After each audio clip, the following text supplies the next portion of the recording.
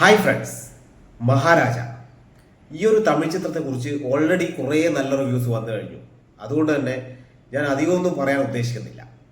2023 നമുക്കറിയാം, മികച്ച ഇന്ത്യൻ സിനിമകൾ എടുത്തു കഴിഞ്ഞാൽ അതിൽ 50% തമിഴ് സിനിമകളായിരിക്കും. പക്ഷേ 2024 അവസ്ഥ വ്യത്യസ്തമാണ്.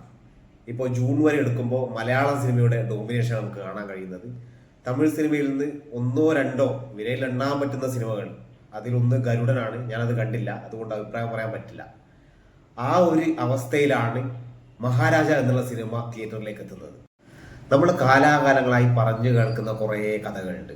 ആക്ഷൻ ആയിക്കോട്ടെ, റൊമാൻസ് ആയിക്കോട്ടെ, റിവഞ്ച് ആയിക്കോട്ടെ, അത് തുടക്കം പോലെ ഒടുക്കം വരെ ഒരേ ഫ്ലോയിൽ ഇങ്ങനെ പറഞ്ഞു പോകുമ്പോൾ നമുക്കിതൊരു ആവറേജ് സംഭവമായിട്ട് തോന്നും.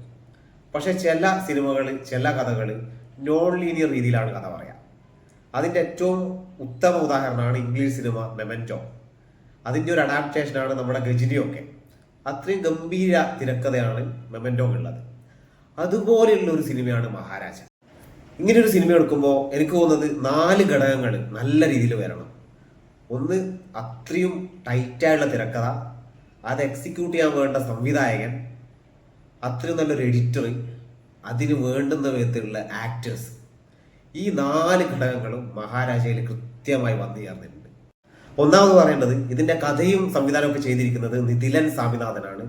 അദ്ദേഹം ഇതിനു മുമ്പ് ഒരു സിനിമ മാത്രമേ ചെയ്തിട്ടുള്ളൂ, കുരങ്ങ് ബൊമ്മൈ, 2017. 7 വർഷത്തിന് ശേഷമാണ് രണ്ടാമത്തെ സിനിമ ചെയ്യുന്നത്. അപ്പോൾ തന്നെ എത്രമാത്രം എഫേർട്ട് അദ്ദേഹം ഇട്ടിട്ടുണ്ട് എന്ന് നമുക്ക് മനസ്സിലാക്കാൻ പറ്റും. രണ്ടാമത് എഡിറ്റർ ഫിലോമിൻ രാജ്. അദ്ദേഹത്തിന്റെ മുമ്പത്തെ വർക്കുകൾ നോക്കിയാൽ നമുക്ക് റേഞ്ച് മനസ്സിലാവും. ലോകേഷ് കനകരാജിന്റെ ഭൂരിഭാഗം സിനിമകളും, ലിയോ, വിക്രം, മാനഗരം, കൈതി, പിന്നെ സൂര്യയുടെ ജയ് ഭീം, ഇതൊക്കെ എഡിറ്റിംഗ് ചെയ്തിരിക്കുന്നത് ഫിലോമിൻ രാജാണ്. ഇനി പറയേണ്ടത് ആക്ടിങ്. ഒരാളുടെ 50ാമത്തെ സിനിമയാകുമ്പോൾ അദ്ദേഹത്തിന് അങ്ങോട്ട് നല്ല സ്ക്രിപ്റ്റ് കൊടുക്കുകയും വേണം, അദ്ദേഹം ഇങ്ങോട്ട് കറക്റ്റായി ഡെലിവർ ചെയ്യുകയും വേണം.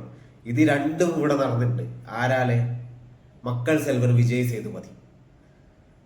ഒരാൾക്കും റീപ്ലേസ് ചെയ്യാൻ പറ്റാത്ത രീതിയിലുള്ള ഒരു കഥാപാത്രം, അതായത് അദ്ദേഹത്തിന് മാത്രം പറ്റുന്ന രീതിയിലുള്ള ഒരു കഥാപാത്രം അത്രയും മികച്ച രീതിയിൽ, പെർഫെക്ഷൻ എന്നൊക്കെ പറയാൻ പറ്റുന്ന രീതിയിൽ വിജയ് സേതുപതി ചെയ്തിട്ടുണ്ട്. ഈ സിനിമയിൽ പോലീസ് സ്റ്റേഷനിൽ വെച്ച് വിജയ് സേതുപതി നടന്ന സംഭവം പറയുന്ന ഒരു സീനുണ്ട്.